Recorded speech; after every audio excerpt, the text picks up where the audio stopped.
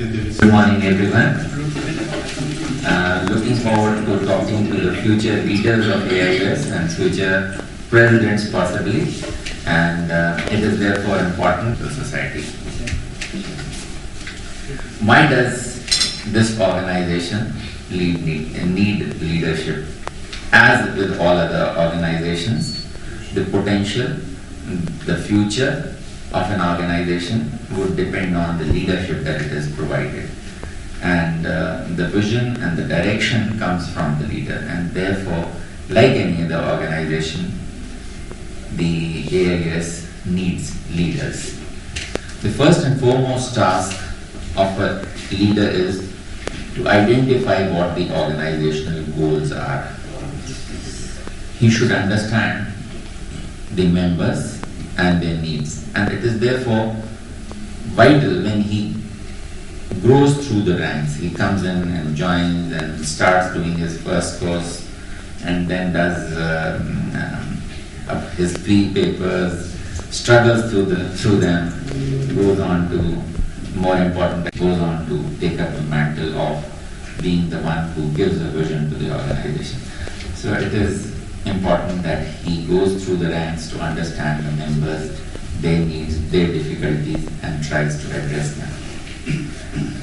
Now the needs may be different for young members and postgraduates. They may be different for private practitioners.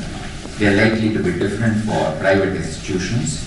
They are likely to be different for those who are from trust hospitals, and they are likely to be different for those who are from government service.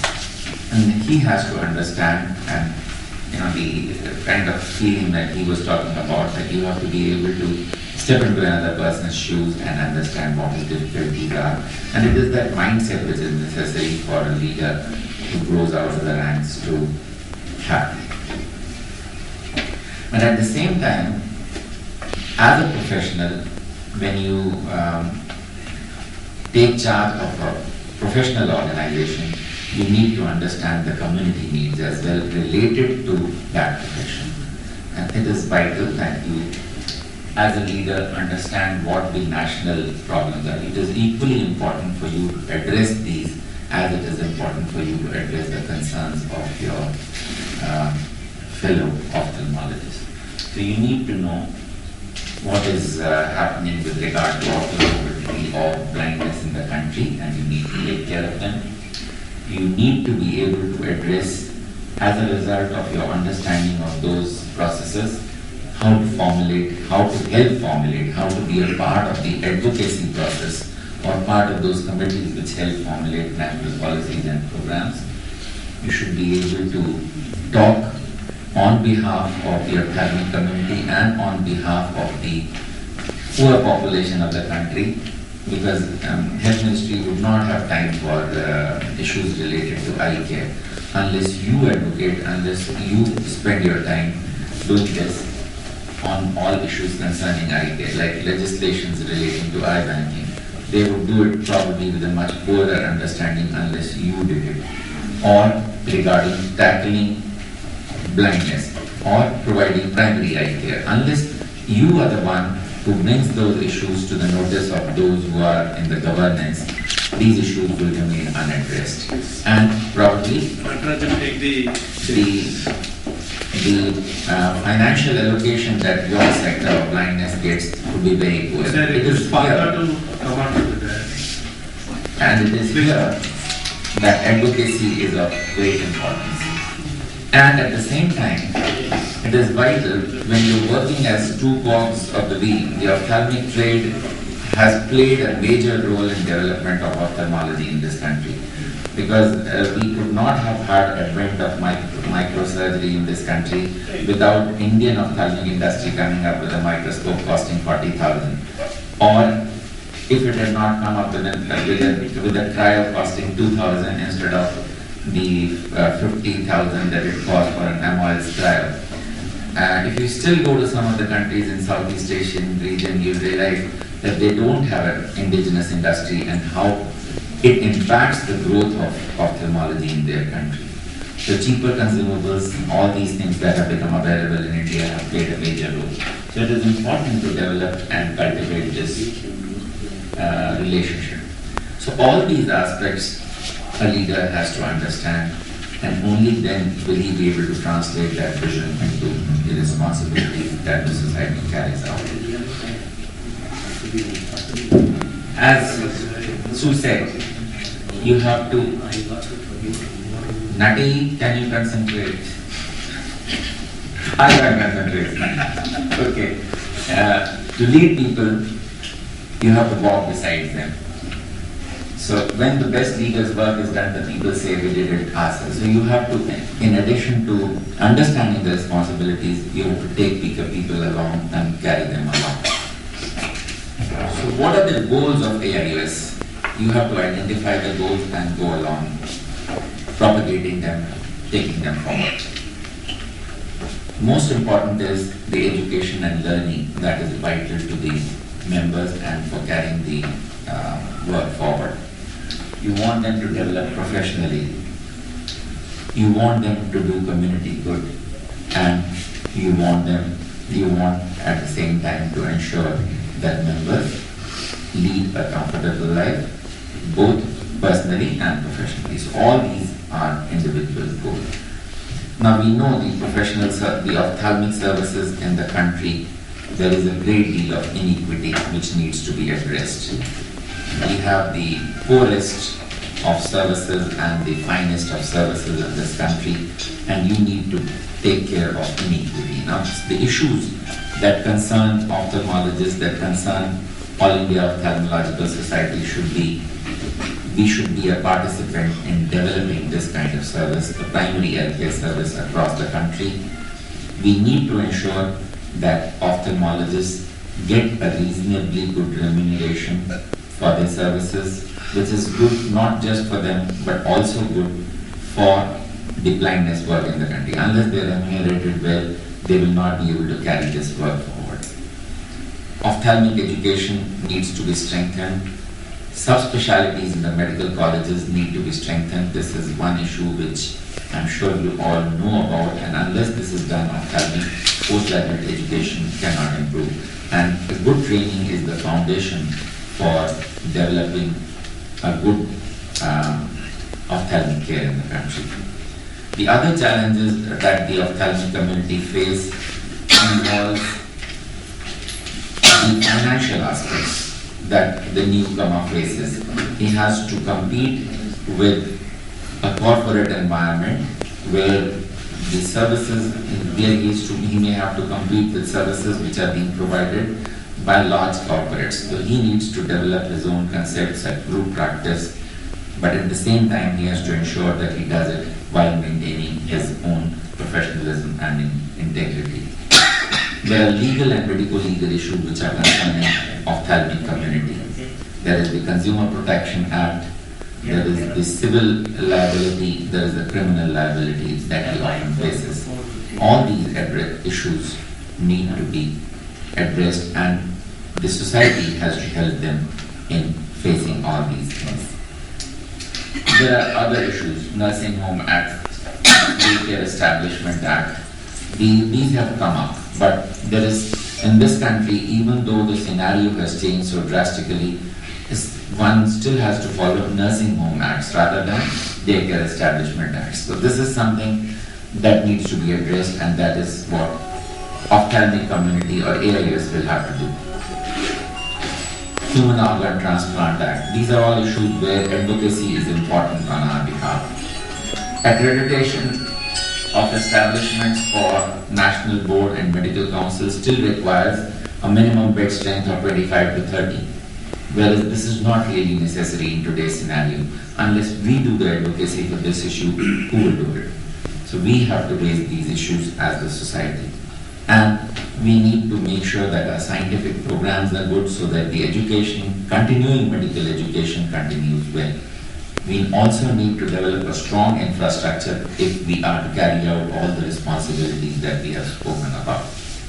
So how does all this that we want to achieve, how do we carry this out? So we have a good structure that has been created.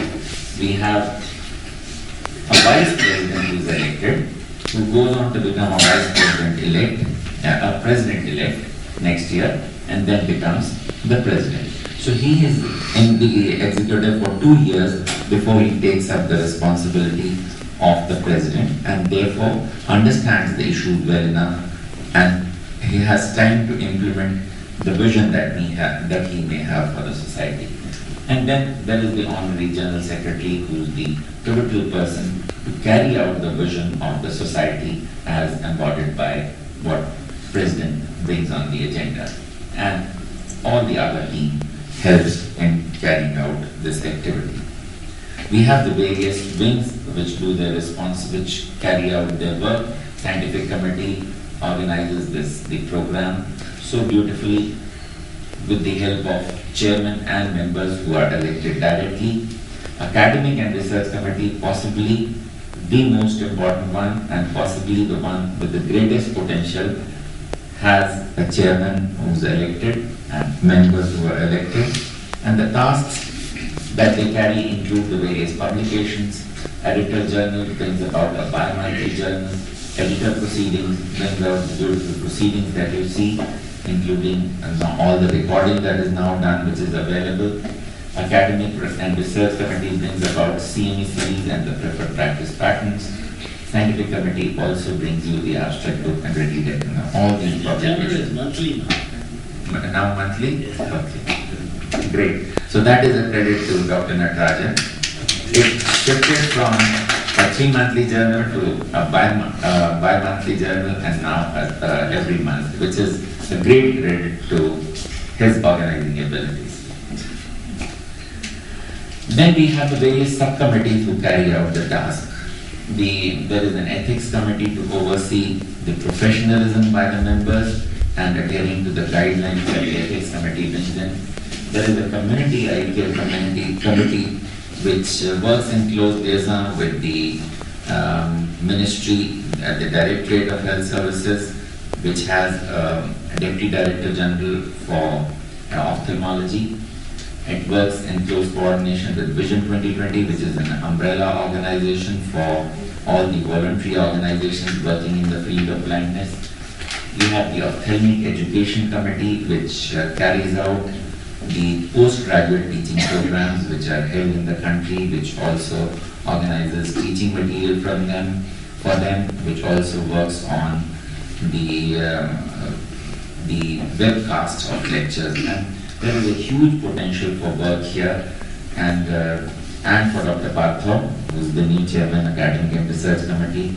We now have a national knowledge network which is available, which is now linking all the medical colleges. And the next thing that we have in pipeline is that we should be able to utilize that, because there is a link of all the medical colleges now available at a very high speed from the Prime Minister's fund. This has been funded, which can be used for subspecialty teaching, which were weak with us, for neuro-ophthalmology, for oculoplastics, and for squint care. We don't have subspecialties in all medical colleges. If we could make use of MKN through the ARC, through the Ophthalmic Education Committee, that would be a great task. And we could improve the postgraduate teaching with our current infrastructure. Trade Relations and Grievance Committee takes care of the grievance of the members from the trade, and Trade Relations Committee ensures that we have a smooth relationship, a symbiotic relationship with the ophthalmic trade, so that the trade develops, which is important for the development of ophthalmology in the country. We have the Headquarter Committee, and as I said, a good infrastructure is critical to development of the activities or the goals of All India Ophthalmological Society. That has come up in New Delhi, and which should house all the major offices now, which can be coordinated from all over the country by office bearers with the help of excellent communications that we now have. So the organization of annual meetings is carried out by a local organizing committee, which, as you see, has done a very wonderful job. They are assisted by event managers, but the overall thinking, overall planning is still done by the chairman, organizing secretary, and the various committees that the local organizing committee forms. So this is how essentially the AIS works. There is a lot that AIS needs to do at international level. We are now a global world and a global community. We are part of the global community, and it is vital that we project ourselves well at the international level. We get a lot of participation from the world over so that we can grow in our thinking and grow in our professionally. At the same time, our scientific standards are second to none in the world, absolutely world class. But a great deal of exchange is important for stagnation not to take place.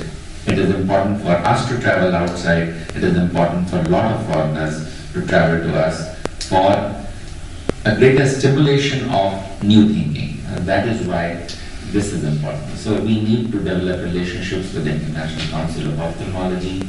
A lot of us are part of these committees.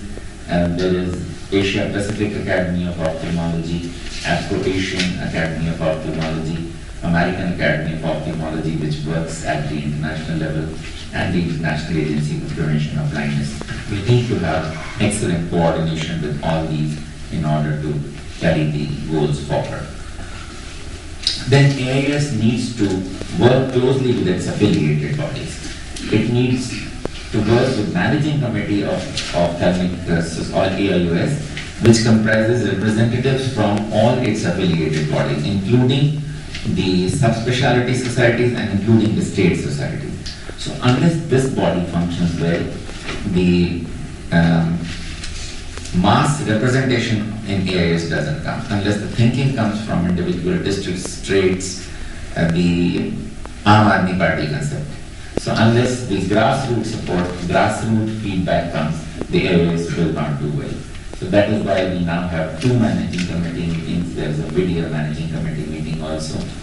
And we need to work together with all these societies to carry the task forward. So with this kind of structure and with the kind of vision that you as potential leaders are going to provide, the AIS has a great future ahead of it. It needs the vision, it needs those who are willing to work to implement it and to carry forward the goal. And AIS is certainly the soul of Indian ophthalmology. There is a heart and there is full force of a lot of people which goes into organizing the activities of All India Ophthalmological Society, and you have to get involved in order to carry this torch forward. And this leadership development program, I'm sure, will be a great source of leaders who will do a great lot of things for the AIS.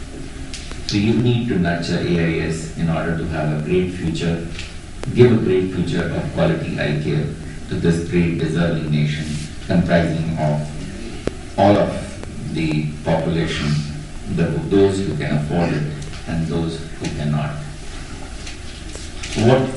When you take charge as a leader, what you always realize is that you think you can achieve some things, but if your vision is higher, you end up achieving much more. The nature conspires, or the whole world conspires to make sure that you're able to achieve more than what you thought you could do. Man is always more than he can know of himself. Consequently, his accomplishments, time and again, will come as a surprise to him. And this, I can tell you, is true. So, and make sure that you carry everyone along. You cannot do anything alone. And you have to cultivate the team. So, and he has to make sure that when he leaves, the work carries on. The final test of a leader is that he leaves behind him other than the conviction and the will to carry on. They must truly believe in the cause. Only then you have done your job. And inviting you all to the meeting of the Asia Pacific Society of Oculoplastic and Reconstructive Surgery, along with the Oculoplastic Association of India in September 26-28, New Delhi. Please come. Thank you. And thank you, Dr.